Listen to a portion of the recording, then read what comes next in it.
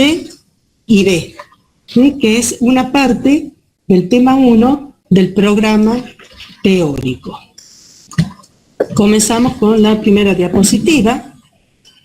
De la célula troncal hematopoyética o célula madre pluripotente hematopoyética que está en la médula ósea, se van a originar las células sanguíneas. A ver, un momentito que voy a coger esto para que se vea mejor. Bien, la célula madre troncal tiene la capacidad, por un lado, de autorrenovarse. Ese autorrenovarse es la capacidad que proviene del microambiente especializado que hay en la médula ósea, y por otro lado tiene la capacidad de generar los progenitores especializados. Así genera el progenitor linfoide común, que va a originar a las células B, a las células T y a las células NK.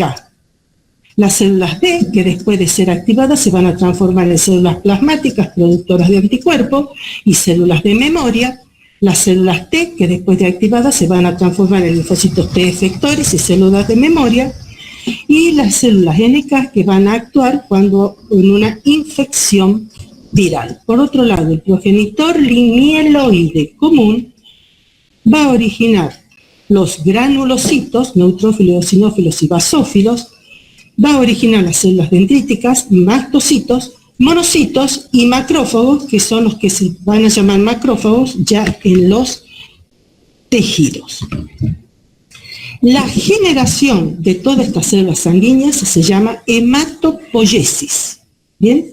Y la hematopoiesis durante el desarrollo fetal se realiza en el saco vitelino. Al tercer y cuarto mes de gestación, la hematopoiesis se realiza en el hígado fetal. Y ya al nacimiento, la hematopoiesis se realiza en la médula ósea de los huesos de todo el esqueleto. En estas diapositivas observamos un hueso. Este es un corte transversal del hueso donde se observa esta capa, que es la capa externa, que se llama periósteo.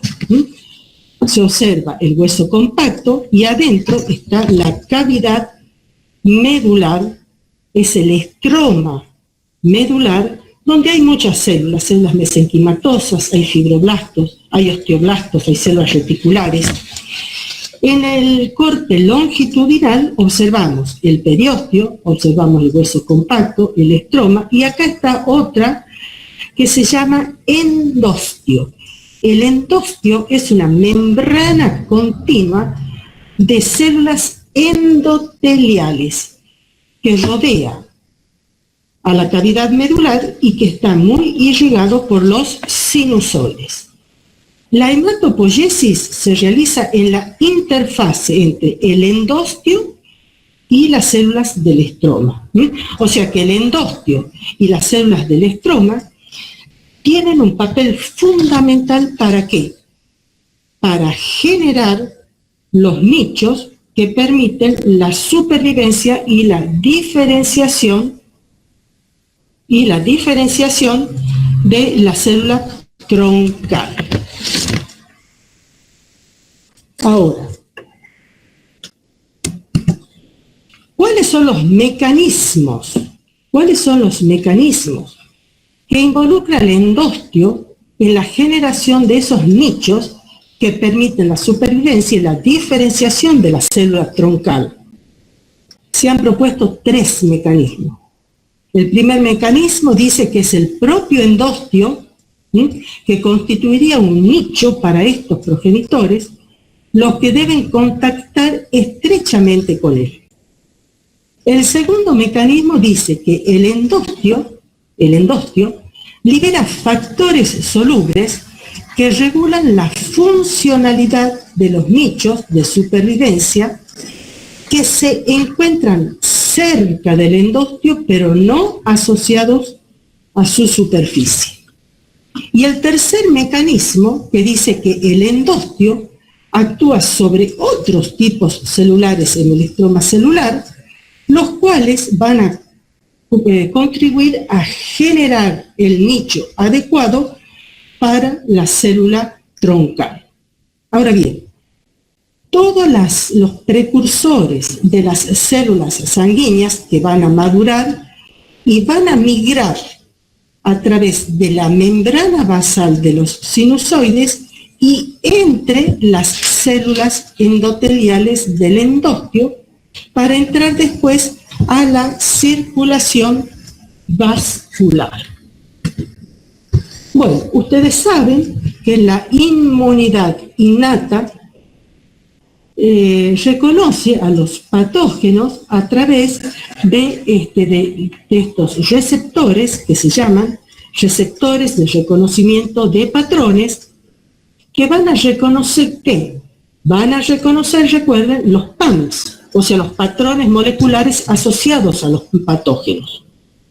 Recuerden que estos PAM son moléculas que están conservadas y compartidas. Conservadas porque no pueden separarse del patógeno y compartidas porque pueden estar en las bacterias o pueden estar en los parásitos. Entonces, la inmunidad innata a través de un número de receptores es capaz de detectar la presencia de un patógeno. La inmunidad adaptativa reconoce los patógenos de otra forma. Para ello son los linfocitos los encargados de ese reconocimiento, que lo van a hacer a través de unos receptores particulares llamados receptores antigénicos. Los receptores antigénicos para el linfocito B es el BCR, o sea, el receptor de la célula B, y el receptor de la célula T es el receptor TCR o receptor de la célula T. Estos receptores antigénicos son específicos para un antígeno particular, por lo cual es necesario que el sistema inmune pueda generar una gran diversidad de estos receptores. Quiere decir, generar muchos receptores antigénicos distintos, capaces de reconocer a la amplia variedad de determinantes antigénicos o epitopes. Ahora bien, es tal la diversidad de receptores antigénicos que existen que es imposible que cada receptor antigénico esté codificado en el genoma, porque no alcanzaría el material genético para almacenar tanta información. Entonces, ¿cómo hace el sistema inmune para generar tal diversidad de receptores? Lo va a hacer por recombinación de fragmentos génicos, que ya lo vamos a ver más adelante en esta clase. Esperen que voy a correr esto. Bien. La maduración de los linfocitos T y de los linfocitos B sigue una serie de estadios secuenciales. Bien.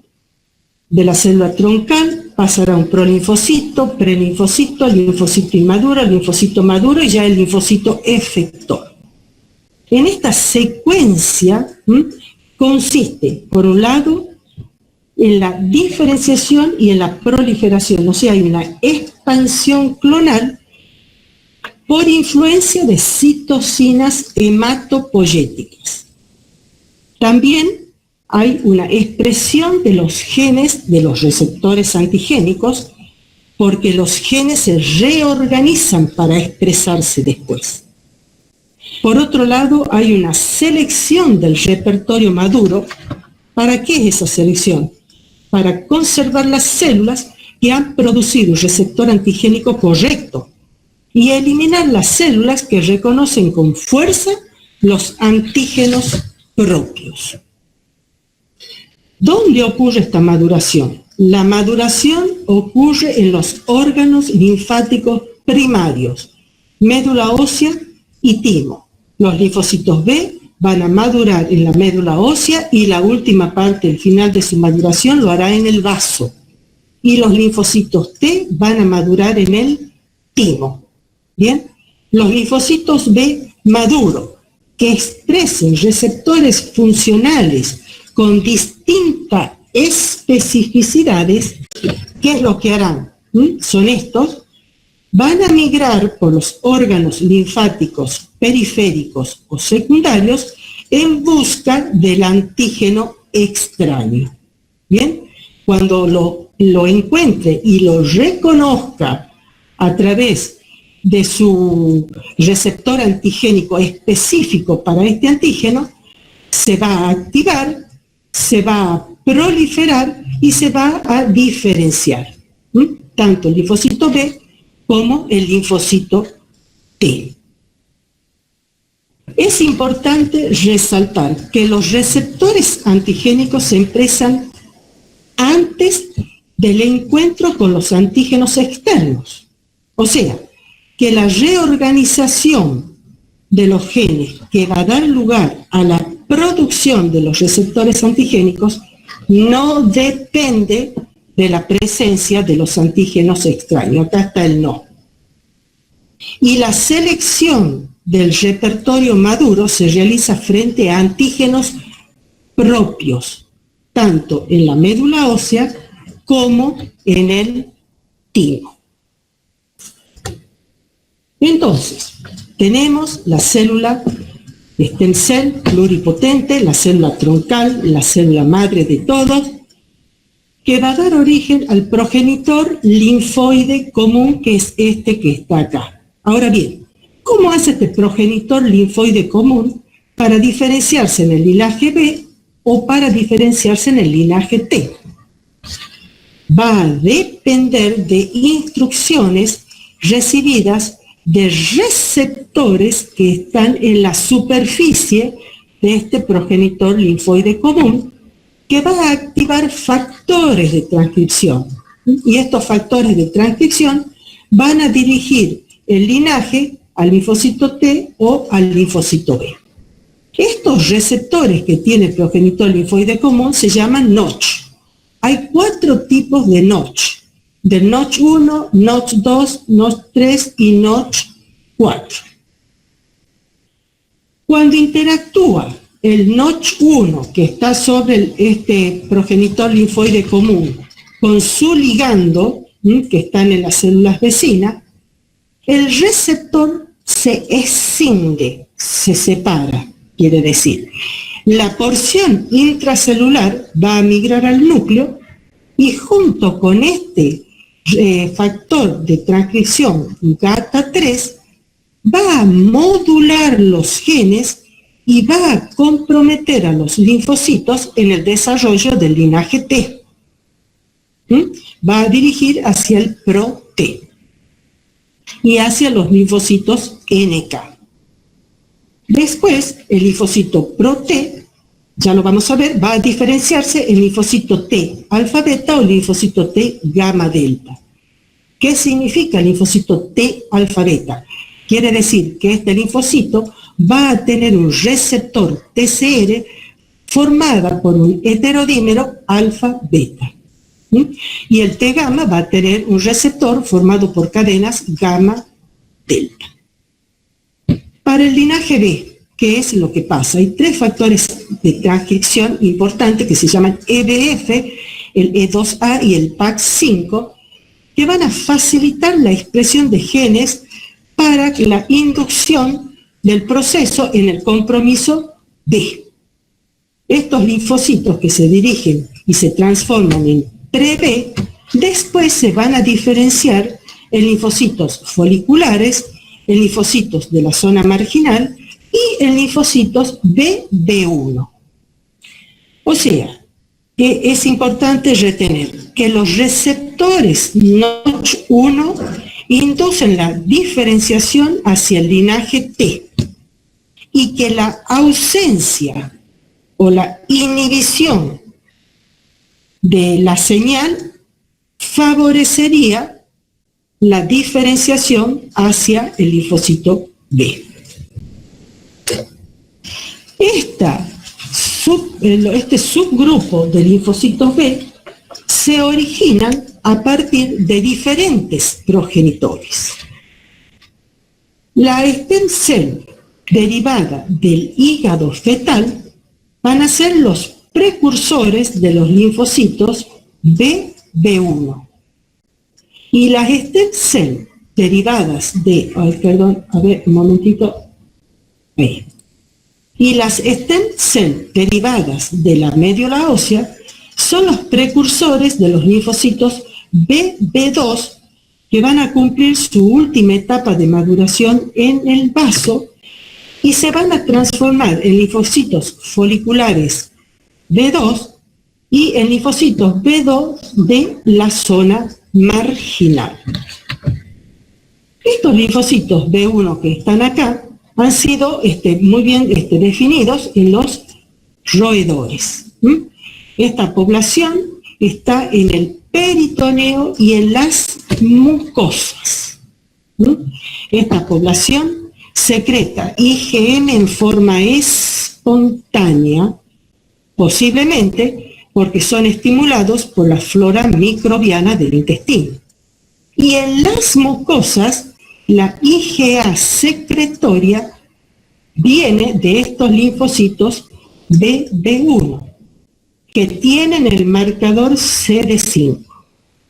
En los humanos se han descrito análogos a los linfocitos BB1, pero que no expresan el CD5 en su superficie. Pasamos a la siguiente diapositiva, voy a tomar agua. Tenemos acá las citocinas hematopoyéticas, que son muy importantes porque estimulan la proliferación y la maduración de las células progenitoras. Son producidas por el estroma y por los macrófagos en la médula ósea, y muchas de estas citocinas son factores estimulantes de colonia porque pueden estimular el crecimiento y el desarrollo de varios leucocitos. Entonces, por influencia de estas citocinas, las células adquieren las características de estirpes celulares específicas. Tenemos la primera citocina, que es el ligando de c-KIT. El c-KIT solito es un receptor de membrana, que lo expresan las células pluripotenciales progenitoras y que tienen actividad de tirosina sinasa. La citocina que interactúa con este receptor se llama ligando de c-KIT o factor de células pluripotenciales. ¿Por qué? Porque actúa sobre todas las células inmaduras. Por eso, el c-KIT recibe el nombre también de receptor del factor de células pluripotenciales.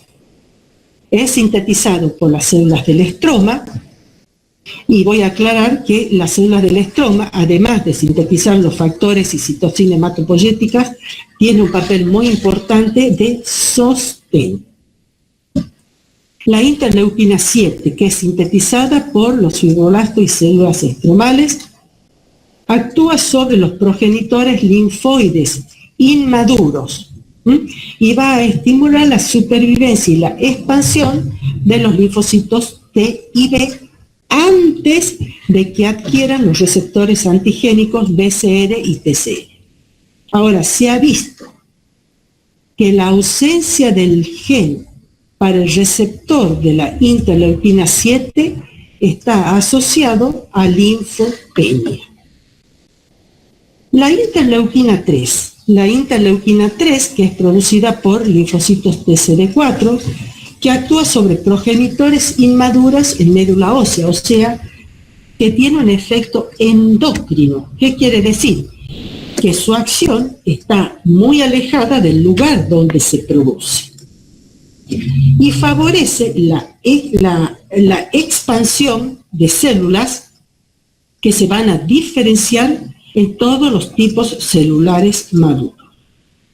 Los factores estimulantes de colonia, granulocitos macrófagos, de monocitos y de granulocitos, Son citocinas sintetizadas por macrófagos, por células endoteliales, por fibroblastos, por linfocitos T. Ellas van a actuar sobre progenitores medulares inmaduros, aumentando la producción de linfocitos inflamatorios. Este factor estimulante de los granulocitos se genera en las zonas de infección y también actúa como hormona endocrina. ¿Por qué? Porque va a movilizar los neutrófilos desde la médula ósea para que vayan a sustituir a los neutrófilos que están siendo consumidos en las reacciones inflamatorias. Entonces, queda claro que los linfocitos B, que durante la ontogenia linfocitaria, los linfocitos B van a adquirir su receptor antigénico BCR en la médula ósea y terminan en el vaso su maduración. Y que los linfocitos T adquieren su TCR en el timo. Cuando madura se transforman en linfocitos B o linfocitos T vírgenes que van a comenzar con el tráfico leucocitario en busca del antígeno extraño. Vamos a comenzar con la ontogenia de los linfocitos B.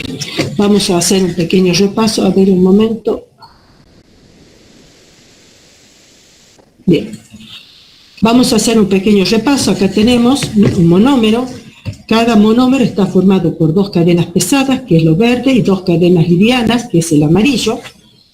A su vez, cada una de ellas tiene una región variable y una región constante.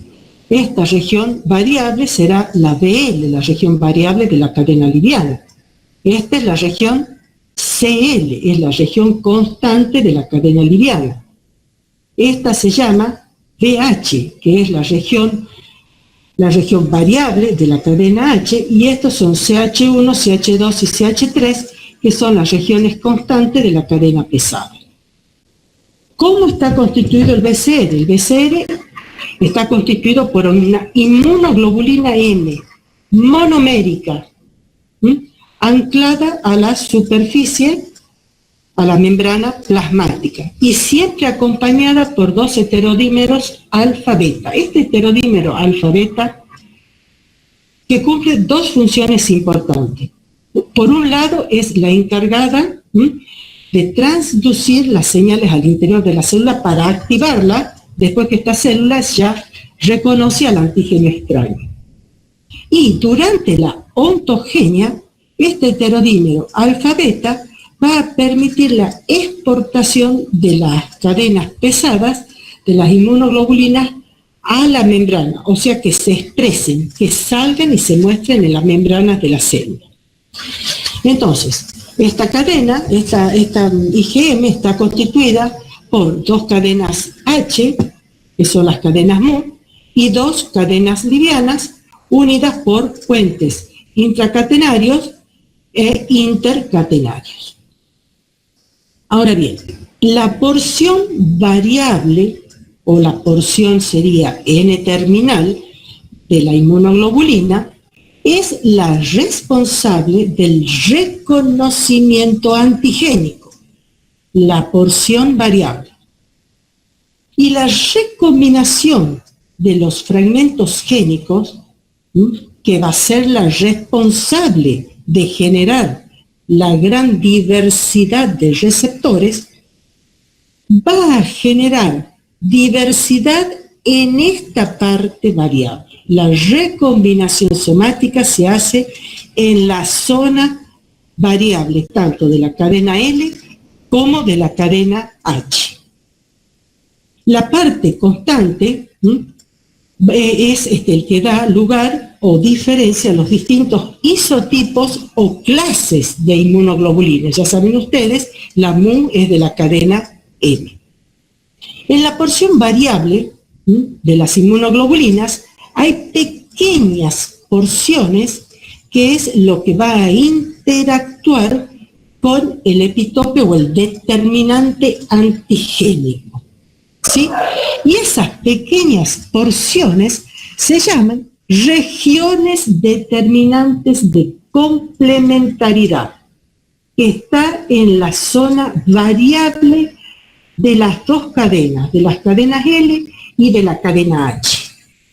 Y esto es lo que da la especificidad del TCR o del BCR en este caso.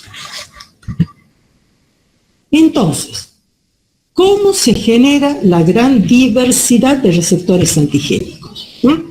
Ya les he dicho que se hace por recombinación de fragmentos génicos o recombinación somática, donde los fragmentos génicos de las porciones variables de las cadenas L y H se van a reorganizar, se van a rearreglar. Ustedes saben que la fisiología, a excepción del sistema inmune, almacena toda la información que dice un gen origina una proteína o da lugar a la síntesis de una proteína. Pero el sistema inmune no trabaja así. Si el sistema inmune quiere sintetizar una proteína, la codifica en forma de segmentos. ¿Y cuál es la ventaja de esto? Que si se reorganizan estos segmentos, se obtienen muchísimas proteínas. En lugar de tener el gen en un solo segmento, lo tienen en muchos segmentos. Que estos segmentos van a poder cambiar de posición y así se van a obtener muchas proteínas distintas, o sea, muchas proteínas de distinta especificidad. Y esto va a contribuir a dar mayor diversidad de los receptores antigénicos. O sea, que el sistema inmune ordena la información en forma de segmentos génicos. Bien, entonces, para generar la porción variable de las inmunoglobulinas, tiene que producirse un rearreglo por recombinación somática de la porción variable de las cadenas pesadas, primero, o sea, del VH. Y luego se produce el rearreglo de la porción variable de la cadena L. Primero VH y después se reorganizan los genes de la porción variable de la cadena L. Para rearreglar o regenerar o generar la porción variable de la cadena H, necesito acomodar 3 fragmentos génicos que se llaman V, D y J. Y la generación de la porción variable de la cadena L se produce por el rearreglo de 2 fragmentos génicos que se llaman B y J. Entonces, ¿cómo se produce la recombinación somática? O sea, ¿cómo es la reorganización de esos genes? Hemos dicho que primero se reorganiza primero voy a correr esto. Primero se reorganiza o se rearregla la cadena pesada. En esta recombinación somática van a intervenir las recombinasas B, D, J, que tienen actividad de endonucleasas. ¿Qué quiere decir endonucleasas? Que van a cortar la cadena de DNA. Las más conocidas son la RAC1 y la RAC2, que forman parte de las recombinasas. ¿Qué hacen estas enzimas? Las recombinasas tienen la capacidad de reconocer fragmentos génicos y cortarlos, separarlos. Y después, con la ayuda de otras enzimas que se llaman ligasas, se produce el empalme de los distintos fragmentos génicos. Entonces comenzamos con la cadena pesada, que en configuración germinal tiene esta disposición. Las recombinasas van a asociar primero los fragmentos, van a reconocer primero los fragmentos D y los fragmentos J. Lo cortan y las ligasas lo empalman, lo pegan. Y se pierde este material genético que estaba en el medio. Posteriormente, la recombinasa BDJ reconoce el fragmento D y lo junta al fragmento DJ previamente rearreglado, perdiéndose el material genético que los separaba. Esto que les he explicado recién es básicamente el proceso de recombinación somática.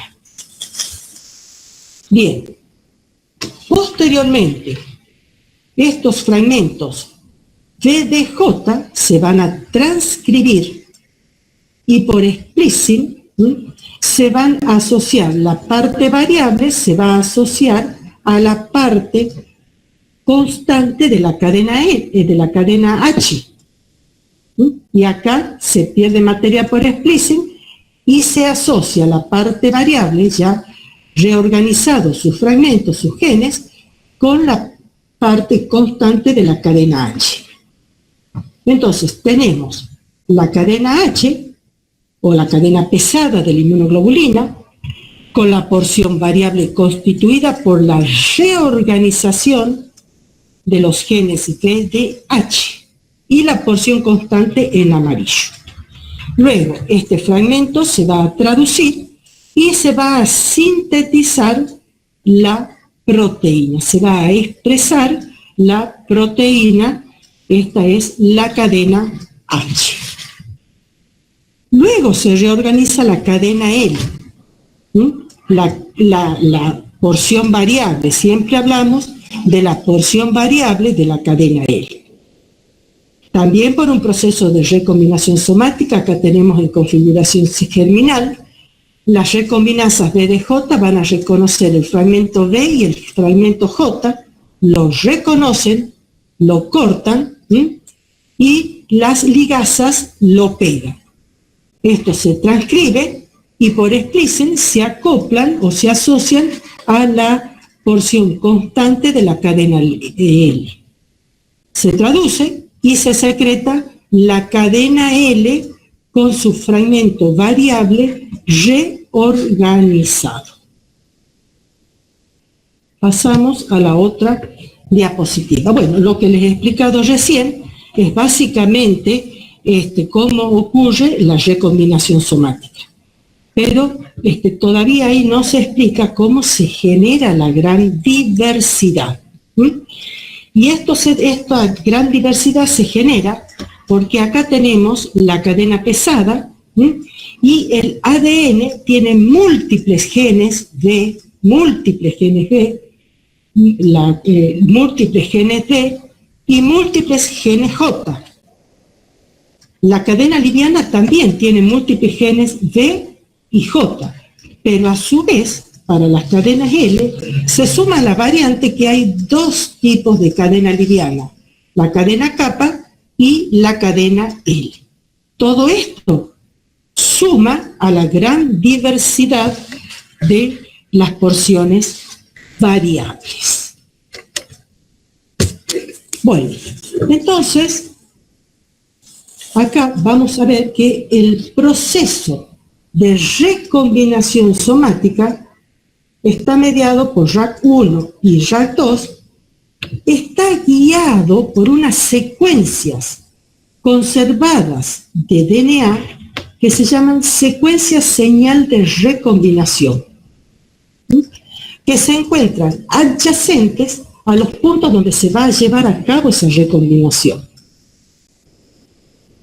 Esta secuencia involucra una región que es un heptámero, que es una secuencia conservada de 7 nucleótidos, después viene un espaciador de 12 a 23 nucleótidos, y después viene un nonámero, que es una secuencia conservada de 9 nucleótidos. Las enzimas RAC1 y RAC2 van a recombinar siguiendo la regla 12-23. Quiere decir que las enzimas RAC1 y RAC2 van a unir segmentos que tengan acá un heptámero, un espaciador de 12 nucleótidos y un nonámero. Acá está. Con uno que tenga 23. Acá hay un heptámero, un espaciador de 23 y un nonámero conservado, que es esta parte. Entonces, las recombinasas reconocen, cortan, y las ligasas empalman los distintos fragmentos. Se constituye así la cadena VL, o sea, la porción variable de la cadena L. En esta recombinación se forma esto, que es un bucle o loop de DNA, que es DNA circular, que después se pierde. Ahora, para sumar más a la gran diversidad de estos receptores antigénicos, hay que decir que estas enzimas que reconocen, que cortan, las otras que pegan, no es precisa, no es exacta. Entonces, pueden haber nucleótidos que no se copian o se cortan de más o se cortan de menos. Entonces, todo esto genera más diversidad de los genes que después se va a transcribir y se va a traducir en distintas proteínas. Bien. ¿Cómo ocurren las cosas? La ontogenia linfocitaria, las cosas van paso a paso. Si alguno de los pasos no logra un arreglo exitoso, la célula muere por apoptosis. Se produce el fenómeno de exclusión alélica. ¿Qué quiere decir fenómeno de exclusión alélica? Quiere decir que las recombinasas BDJ trabajan primero en un cromosoma y después en el otro cromosoma. Por ejemplo, comienzan los rearreglos en la cadena H. Hemos dicho que primero comienzan con los rearreglos de los fragmentos génicos de J en un cromosoma. Si logran rearreglar en un cromosoma, si no logran rearreglar en ese cromosoma, pasa al otro cromosoma de la madre o del padre. Si no logran rearreglos productivos, muere por apoptosis. ¿Bien? Ahora, si logra un rearreglo productivo en alguno de los dos cromosomas de J, después se produce el rearreglo del fragmento B al DJ rearreglado. Primero en un cromosoma, y si no hay éxito en ese cromosoma, pasará al segundo cromosoma, y si hay un arreglo productivo en este cromosoma, se logra una cadena H que va a salir a la superficie. Recuerden esto, que va a salir la cadena a la superficie. Estamos en el estadio de pre-B. Eso lo detienen ahí porque ya después lo van a entender. Entonces después continúan los rearreglos de la cadena L. Primero comienza con el rearreglo de la cadena kappa en un cromosoma. Si no puede en ese cromosoma, continúa con el otro cromosoma. Si no logra un arreglo productivo de la cadena kappa en ninguno de los dos cromosomas, continúa con el rearreglo de la cadena lambda en un cromosoma. A ver, un momento. Y después en el otro cromosoma. Si la recombinasa BDJ no logra rearreglar ni kappa ni lambda en ninguno de los dos cromosomas, la célula muere por apoptosis. Pero si la recombinasa triunfa y logra un rearreglo productivo, entonces se va a transcribir, se va a traducir y se va a mostrar en la membrana de la célula. La primera inmunoglobulina que muestran los linfocitos B es la inmunoglobulina M, con la cadena L que logró rearreglar. O sea que puede ser mu kappa o mu lambda. Bien, durante la ontogenia de los linfocitos hay un 65% de las células que tienen éxito con las cadenas kappa y hay un 35% que tienen un éxito de reorganización de los fragmentos génicos con la cadena lambda. Por eso se dice que la relación normal kappa-lambda es 65-35. Bien, veamos ahora esos rearreglos exitosos de la cadena H que se membrana.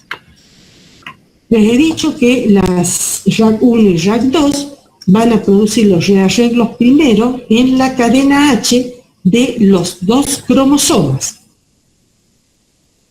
Cuando termina el rearreglo de la cadena H, todavía no ha ocurrido el rearreglo de la cadena L. Por eso, la cadena H sale a la membrana acompañada de una cadena sustituta. Es el estadio pre-B, que recién les dije que lo retengan, y esta cadena, este receptor, se llama pre-BCR. Estamos en el estadio de linfocito pre-B. El linfocito pre-B envía o transduce señales a través de este pre-BCR. Este pre-BCR es funcional. Tiene una enzima que se llama proteinasa BTK, que está involucrada y es necesaria para que continúe la maduración de este linfocito. La ausencia de esta enzima produce una enfermedad, una inmunodeficiencia genética primaria, que se llama gamma-globulinemia ligada al cromosoma X o enfermedad de Bruton. Bien, el pre-BCR es indispensable para que se produzca la expansión proliferativa de los linfocitos pre-B. O sea, que el pre-BCR envía señales para que el pre-B prolifere. Y al mismo tiempo, JAK1 y JAK2 se inactivan. ¿Qué quiere decir proliferación? Quiere decir, como el mismo nombre lo dice, aumenta el número de linfocitos pre-B con pre-BCR en su superficie, acompañado, me olvidé de decir, del heterodímero alfa-beta. Después, posteriormente, en cada una de esas células hijas y de manera independiente, JAK1 y JAK2 vuelven a aumentar su expresión y comienza en el RL en cada una de estas células hijas de forma independiente. Cuando la cadena L logra un rearreglo exitoso, va a salir a la membrana mostrando por primera vez la inmunoglobulina M de superficie, que siempre es una inmunoglobulina M con el heterodímero alfa-beta. Estamos en el estadio del linfocito B inmaduro. En el estadio del linfocito B inmaduro, las células se evalúan en función de su capacidad para reconocer antígenos propios presentes en la médula ósea. Esto se llama la inducción de la tolerancia central B, que controla la especificidad del receptor antigénico.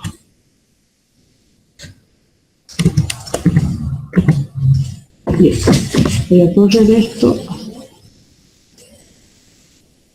Bien. Entonces, acá observamos el el prelinfocito B con su pre-BCR, la cadena pesada MU, la cadena L invariante. Invariante quiere decir porque son exactamente iguales en todos los linfocitos B, asociados al heterodímero alfa-beta. El linfocito B inmaduro tiene la inmunoglobulina M, formada por la cadena MU, y las cadenas L, que pueden ser MU o lambda, asociado al heterodímero alfa-beta. Esta diapositiva es para recalcar o mostrar que el linfocito pre-B, que tiene en su superficie el pre-BCR, en el citoplasma tienen la cadena pesada MU de la inmunoglobulina M, o sea, MU citoplasmática. El linfocito maduro ya tiene su inmunoglobulina M, con kappa o con lambda, y el linfocito maduro ya va a tener la IgM y la IgG en la membrana. Son los linfocitos B vírgenes. Entonces, a ver un momentito.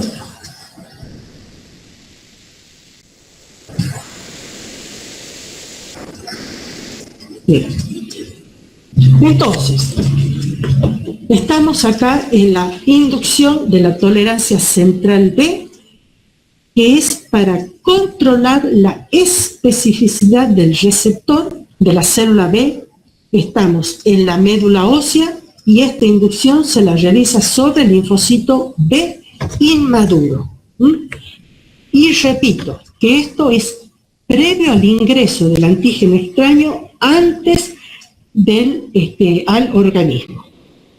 Entonces, si este linfocito B inmaduro, que tiene inmunoglobulina M de superficie, no percibe o no recibe ninguna señal a través de su BCR, va en el entorno de la médula ósea, puede seguir madurando.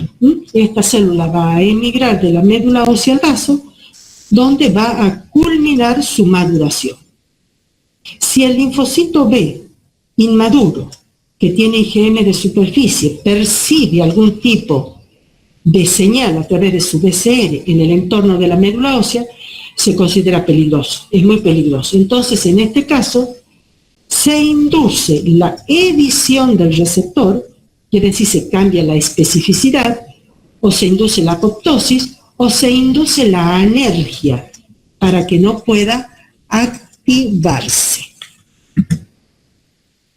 Los linfocitos B inmaduros que sobreviven a la inducción central B que acabamos de ver, van a migrar de la médula ósea hacia el vaso donde termina su maduración. Y acá les leo, los linfocitos B que se encuentran en la periferia en esta transición entre linfocitos B inmaduro y maduro, reciben el nombre de linfocitos B transicionales, de los cuales hay dos subtipos, BTR1 y BTR2, que se ubican en distintos lugares en el vaso. Los linfocitos B TR1 se ubican en la vaina linfoide periarteriolar. Los linfocitos BTR1, por un mecanismo de tolerancia periférica que se hace ahí en el vaso, nos aseguramos que los linfocitos B inmaduros autorreactivos, que han sobrevivido a la inducción de la tolerancia central B en la médula ósea, no continúen con su maduración y mueran por apoptosis en el vaso. Entonces, los que sobrevivan tolerancia periférica dan lugar a los linfocitos BTR2, que se van a ubicar ya en el vaso en los folículos esplénicos. El proceso de la ontogenia culmina con la maduración de los linfocitos B en el vaso, que es el linfocito B que está aportando el receptor antigénico para un antígeno al cual nunca han visto todavía. Constituyen los linfocitos B vírgenes. La primera inmunoglobulina que muestran los linfocitos B es la IgM. Posteriormente, tanto los linfocitos B maduros como los linfocitos B transicionales coexpresan la IgM y la IgD. Para la IgD ocurre el mismo rearreglo de recombinación de fragmentos génicos de DJ, pero esta vez asociados a fragmentos de la porción variable de la cadena delta, que es la cadena pesada de la inmunoglobulina D. La especificidad de ambas inmunoglobulinas es idéntica. Y los linfocitos B, a través de su BCL, van a reconocer el antígeno en forma nativa. Entonces, por un lado, los linfocitos B adquieren su receptor antigénico, que es lo que acabamos de ver, y por otro lado, también adquieren determinadas proteínas en su superficie. Estas proteínas que se llaman CD o grupos de diferenciación, es un conjunto de antígenos que están en la superficie de las células y que identifica la célula, que identifica una etapa de su diferenciación.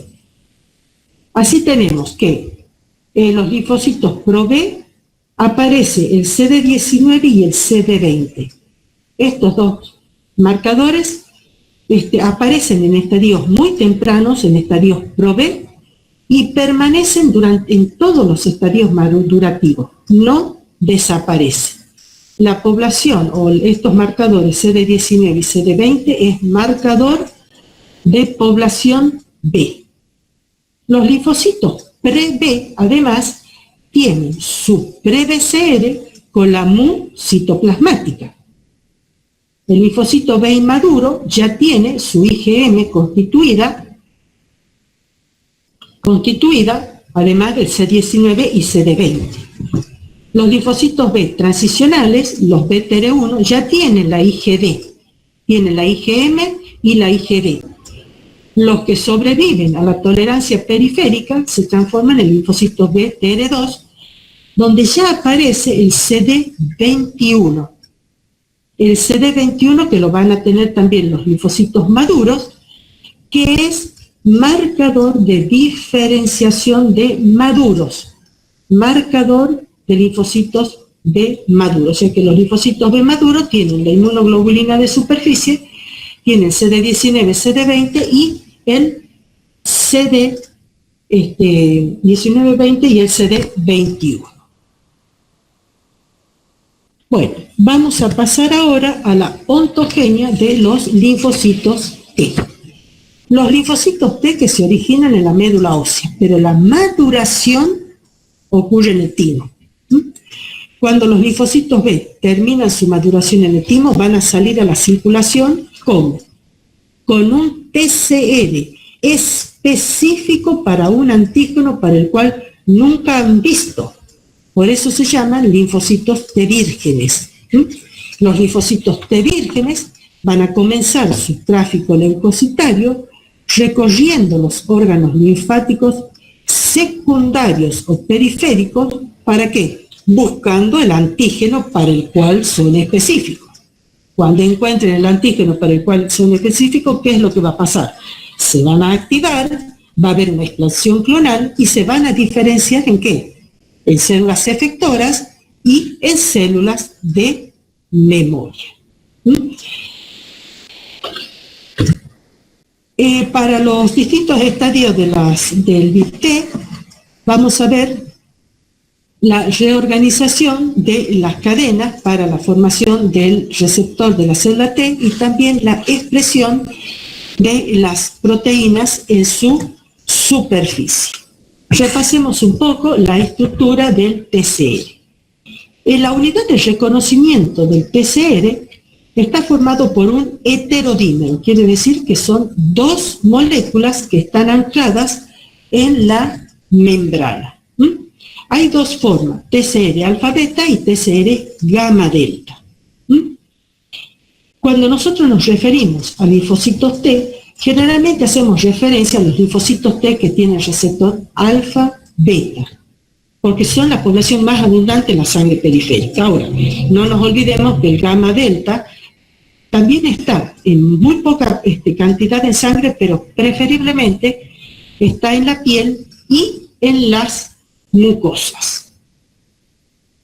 Bien, este heterodímero, las cadenas, tiene una cadena alfa y una cadena beta, y en su extremo amino terminal tienen los dominios variables V alfa y variable V beta. Y estos son los dominios constantes, C alfa y C beta. Las cadenas alfa y beta se definen como dominios globulares. Tienen azúcares unidos a ello y tienen un segmento transmembrana donde está anclado. Esta es la unidad del reconocimiento del antígeno. Porque tiene estos dominios así globulares, pertenece a la superfamilia de las inmunoglobulinas. En los fragmentos B alfa y B beta están las regiones determinantes de complementariedad, tanto en la B alfa como en la B beta. El reconocimiento antigénico lo hacen estas dos regiones. Bien. Además están las moléculas accesorias, que es el CD3, son dos, una a cada lado, que cumplen dos funciones. Primero son, primero son las encargadas de ¿sí? A ver, un momentito, por favor.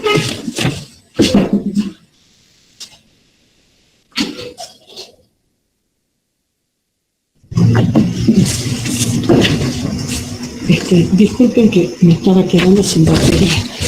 Bien. Entonces,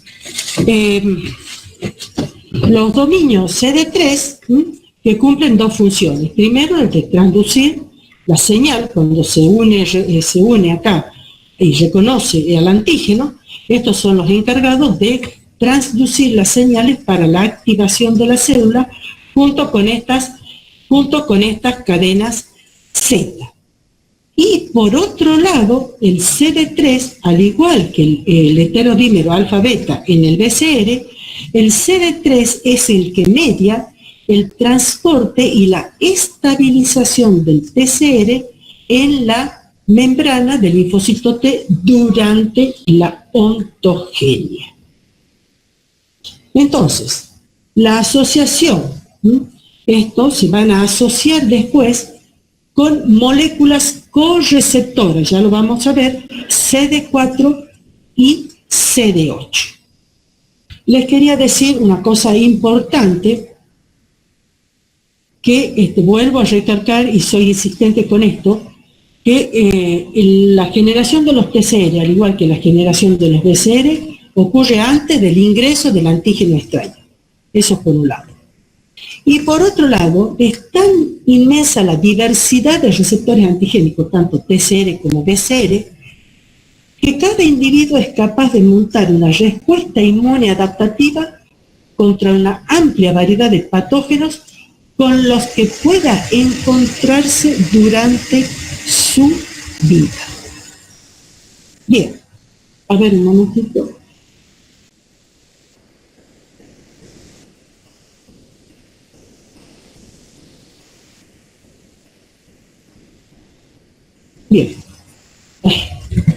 Bien, entonces veamos ahora los rearreglos de los genes que van a codificar la porción variable B alfa y B beta. Acá en el centro está el TCR. En verde está la región aminoterminal de ambas cadenas, la porción variable, la porción que va a reconocer el antígeno. Y en amarillo está C beta y C alfa, que son los dominios. Entonces, primero se rearregla la cadena beta por recombinación somática. tenemos acá en configuración germinal las recombinasas de DJ, secuencias señales de recombinación, y van a reconocer y cortar, y después van a venir las ligasas, primero DB y JB. Después las recombinasas van a reconocer, van a cortar, y las ligasas van a pegar el fragmento de beta al fragmento de beta, J beta, previamente rearreglado.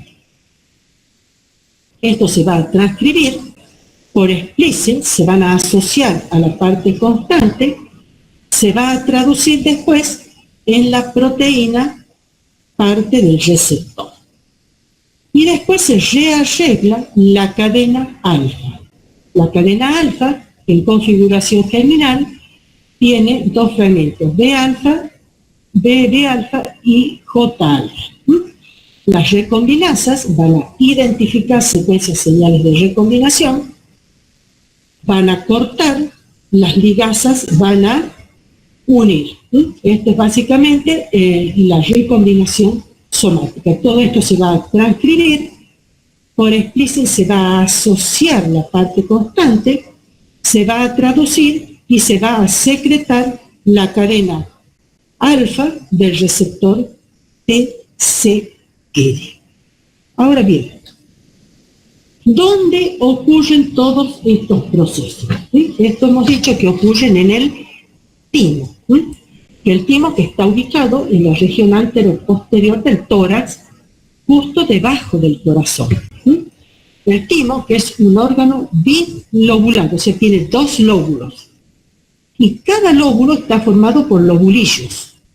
Y cada lobulillo tiene una corteza y una médula. Una corteza y una médula, está muy irrigado y tiene estas cosas que están acá que se llaman corpúsculos de Hasse. Este es un corte histológico de un lóbulo del timo, visto con un microscopio óptico de bajo aumento. Es una coloración de hematoxilina hemosina, donde vemos acá la corteza y la médula. Y esta es lo mismo, pero visto con mayor aumento, con un aumento 100 por, un aumento de inmersión, donde estos puntitos que ustedes ven acá son las células, estos son los vasos, porque el timo está muy irrigado, y estos son los corpúsculos de Hasse. Bien. Acá tenemos un esquema. A ver, un momentito. A ver. Bueno. Acá tenemos un esquema de un lobulillo. Tenemos la cápsula que emite trabéculas. Tenemos la región de la corteza, la región de la médula, la región córtico-medular.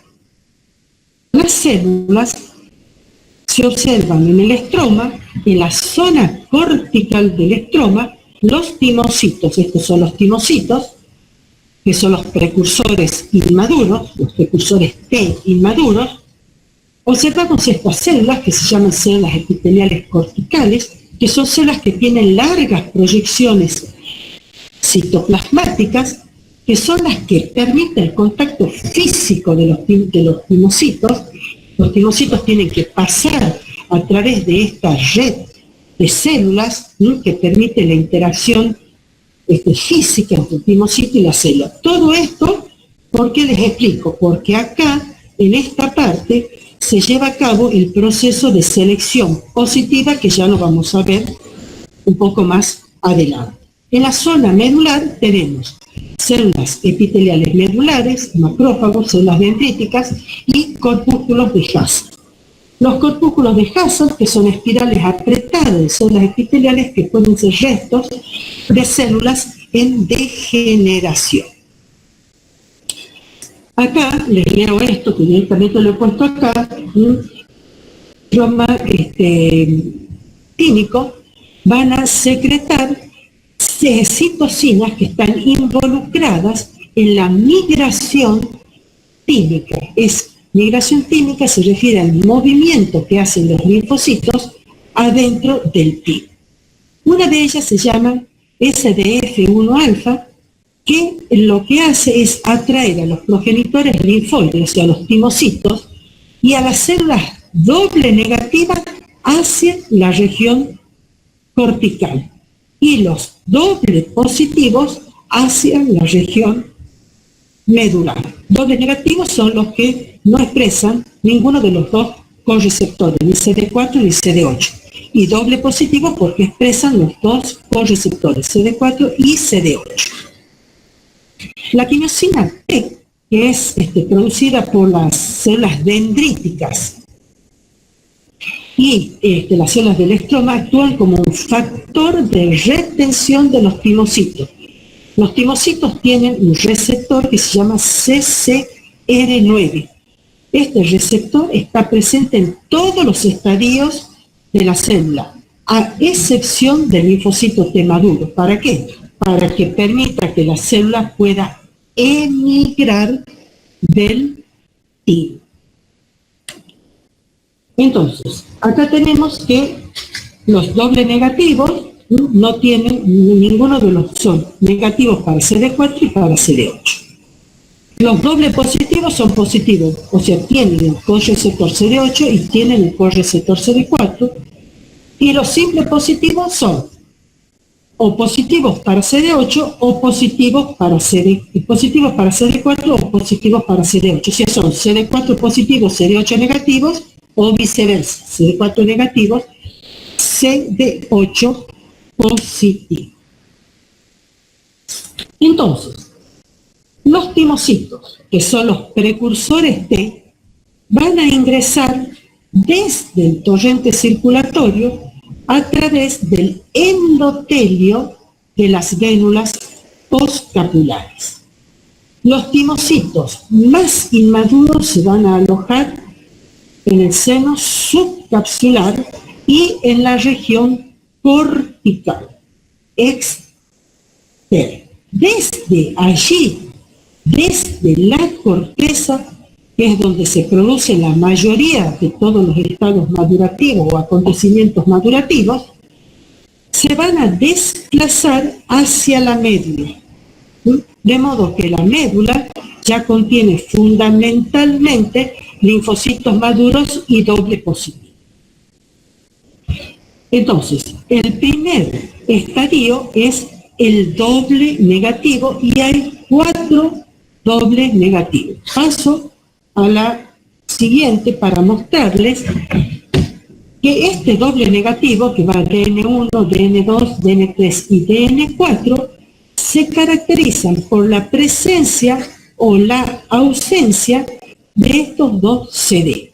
El CD44, que participa del homing de los precursores T, ¿bien? Y el CD25 forma parte del receptor de la interleuquina 2. Entonces, el DN1 tiene el positivo para el 44, pero negativo para el 25. El DN2 es positivo para el 25 y positivo para el 44. El DN3 es positivo para el 25 y negativo para el 44.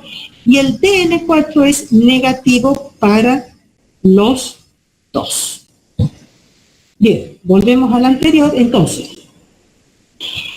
comienzan como doble negativos, después se hacen doble positivos porque tienen CD4 y CD8, y después se transforman en simple positivo. Esto es lo que se llama la migración tímica. Entonces, observemos las proteínas que se expresan en la superficie en los distintos estadios de maduración. El C2 aparece en el primer estadio y se mantiene a lo largo de toda la maduración. El C2 es marcador de población T. Con respecto a los CD4 y los CD8, los dobles negativos son negativos para CD4 y CD8, los dobles positivos son positivos para CD4 y CD8, y el simple positivo tiene o CD8 positivo o CD4 positivo. Ya hemos hablado del CD44 y el CD25, que están en 1 ADN4. Por otro lado, definimos como PROT a los doble negativo 1, doble negativo 2 y doble negativos 3. El doble negativo 4 es el pre-T, donde ya viene el pre-TCR en su superficie acompañado del CD3. Después tenemos los linfocitos inmaduros, que corresponden a los dobles positivos, que tienen el TCR, tienen el CD3 y tienen CD4 y CD8. Los linfocitos maduros, que son los simples positivos, que tienen su TCR formado, que son o CD8 positivo o CD4 positivo y tienen su CD3 también. Bien, entonces, ¿qué es lo que pasa? Los linfocitos T, habíamos dicho que podían ser con TCR alfa-beta o TCR gamma-delta. La decisión sobre el linaje se toma en el estadio doble negativo 3. Bien, los rearreglos de las cadenas beta, gamma y delta comienzan en forma simultánea. Ahora, si se produce un rearreglo exitoso de las cadenas gamma-delta, se detiene el reordenamiento de la cadena beta y se permite la expresión del TCR gamma-delta. Ahora, sin embargo, la mayoría de los timocitos rearregla con éxito primero la cadena beta, antes del rearreglo del gamma-delta. Por lo tanto, la mayoría de los timocitos madura hacia el linaje T alfa-beta. Bien. Hemos dicho que primero se rearregla la cadena beta. Cuando la cadena beta se rearregla primero el DJ, después el B, se rearregla. Cuando esta está rearreglada, tener en cuenta que la cadena alfa todavía no está rearreglada. Este reordenamiento exitoso se visualiza con la expresión en la membrana de la cadena beta junto con una cadena alfa sustituta y el CD3. Y esto es lo que constituye el linfocito pre-T, que tiene su pre-TCR y que corresponde al pre-T que tiene su pre-TCR. Ahora bien, estamos todavía en el doble negativo. Ahora, acá les he puesto yo que la expresión en la membrana del pre-TCR, expresión de las moléculas correceptoras CD4 y CD8. La expresión de ambas moléculas en la misma célula define estos timocitos como doble positivos. Entonces, el pre-TCR induce la expresión del CD4 y del CD8 y se transforman entonces en doble positivo.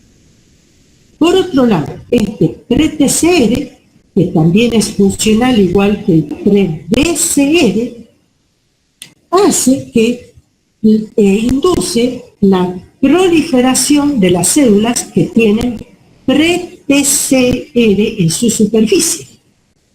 Y durante la fase de división celular, los genes JAK1 y JAK2 están deprimidos. Y la cadena alfa no se rearregla por la hora. Al finalizar la etapa de esa división celular, los genes JAK se vuelven a transcribir y entonces una de las células hijas que poseen ya la cadena beta rearreglada comienza un arreglo independiente y en cada una de las células hijas de la cadena alfa, en cada una de esas células hijas. Pero acá hay una excepción con respecto a la cadena L del BCR. ¿Por qué? Porque en este caso la cadena alfa no sufre exclusión alélica. ¿Qué quiere decir? Que las recombinasas DDJ van a rearreglar la cadena alfa de ambos cromosomas a la vez. Entonces, cuando logran un rearreglo de la cadena alfa, se expresan en la superficie, la cadena alfa y la cadena beta.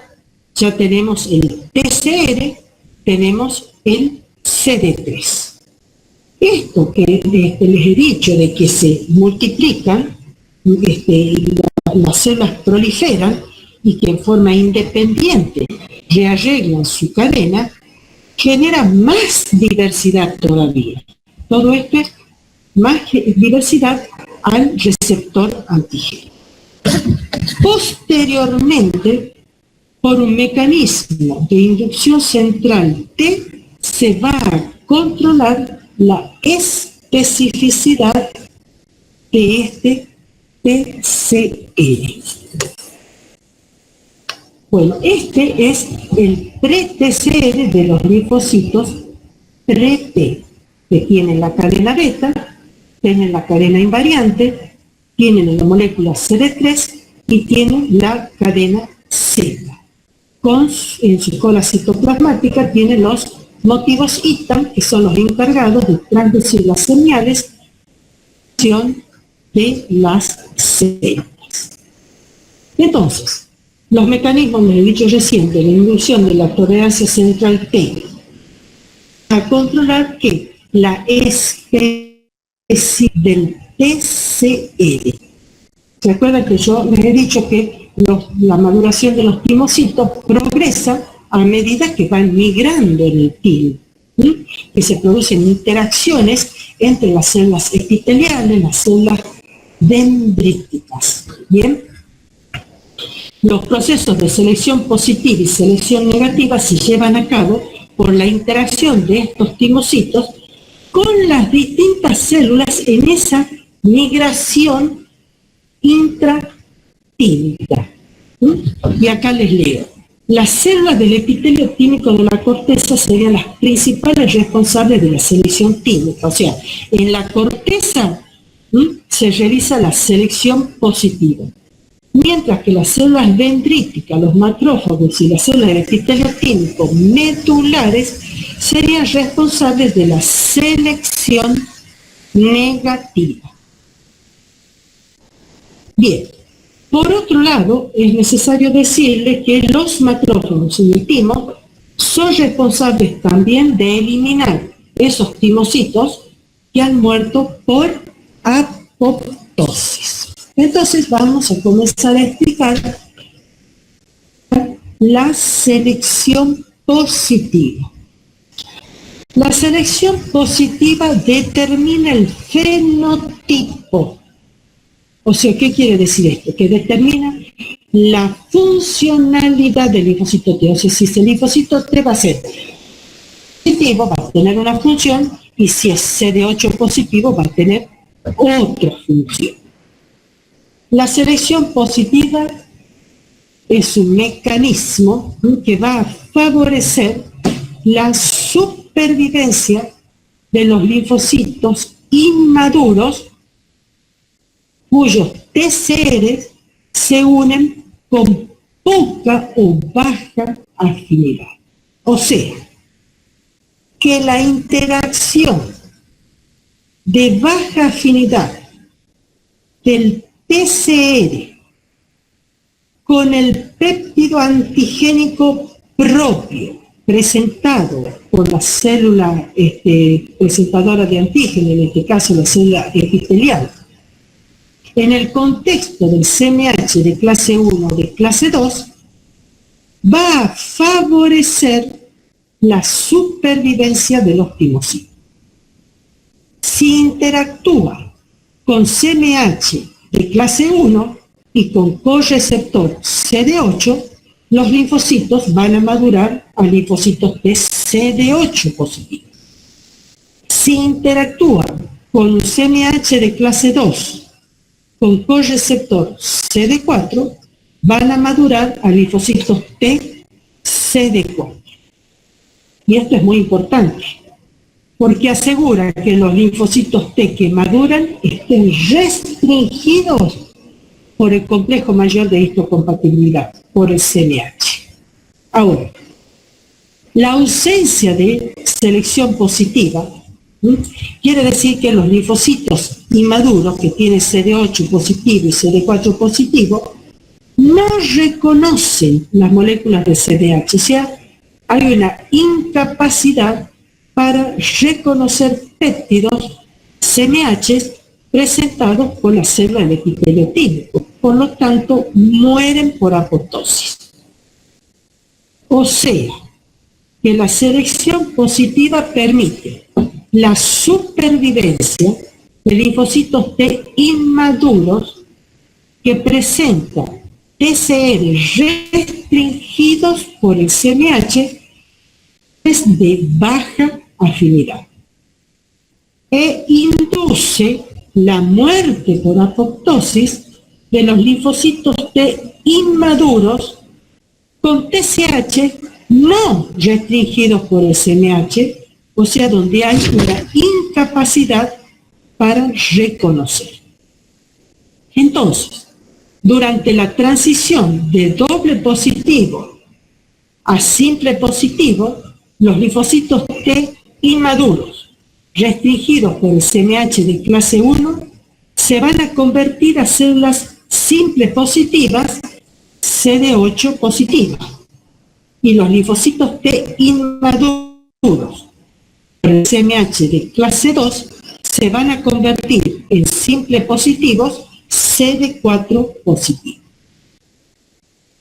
Acá les he puesto el correceptor, o se va a unir al CMH de clase 1 por su dominio alfa 3, el dominio conservado del CMH de clase 1, el alfa con el alfa 3. El CD4 se va a unir al beta 2 del CMH de clase 2. Bien, con respecto a la selección negativa,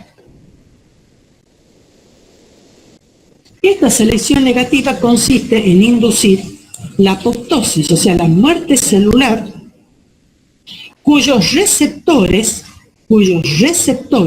reconocen con alta afinidad los péptidos antigénicos propios presentados por células dendríticas y macrófagos en el contexto del CMH. Ahora, esta selección negativa, ¿para qué sirve? Previene que salgan linfocitos T maduros que puedan reconocer moléculas propias, antígenos propios con alta afinidad. ¿Y qué van a generar? Para evitar generar una respuesta autoinmune. El timo posee una inmensa variedad de proteínas propias. Las células epiteliales tímicas son capaces de presentar una gran variedad de autoantígenos. Y estos péptidos presentes en el timo, que se presentan en el contexto del CMH, que están en altas concentraciones en el timo, derivan de antígenos proteicos expresados ampliamente en el cuerpo. Por eso se dice que son antígenos ubicuos. El proceso de selección negativa elimina entonces los linfocitos activos, y para asegurar que el sistema inmune no responda frente a un gran número de antígenos propios. Esto es lo que se conoce como tolerancia central T. Ahora, si alguna célula logra evadir esta tolerancia central T, se va a poner en marcha la tolerancia periférica, que ya va a actuar sobre los linfocitos T maduros. Ahora, el factor clave que determina la elección entre selección positiva y selección negativa es la fuerza del reconocimiento antigénico. Si esa fuerza de reconocimiento hemos dicho que es de baja afinidad, será selección positiva. Y si es de alta afinidad, será una selección negativa. Bueno, esta diapositiva es lo mismo, nada más que acá están separados los linfocitos TCD8 y los linfocitos CD.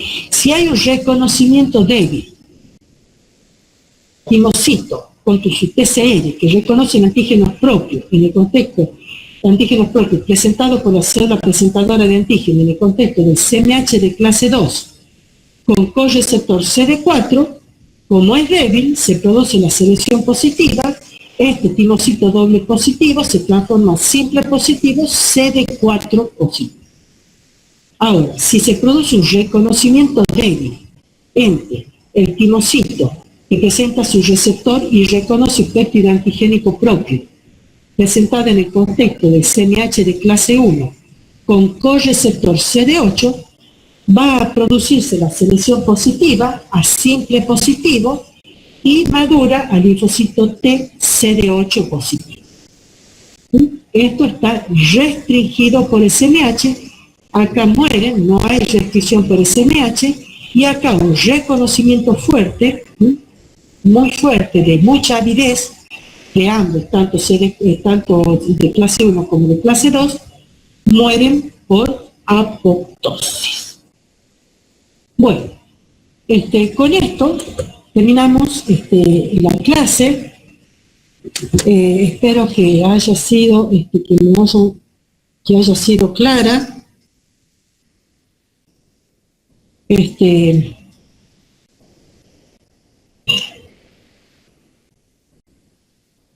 Lo que pasa es que no puedo ocultar el papel porque ya lo he probado y no se puede, porque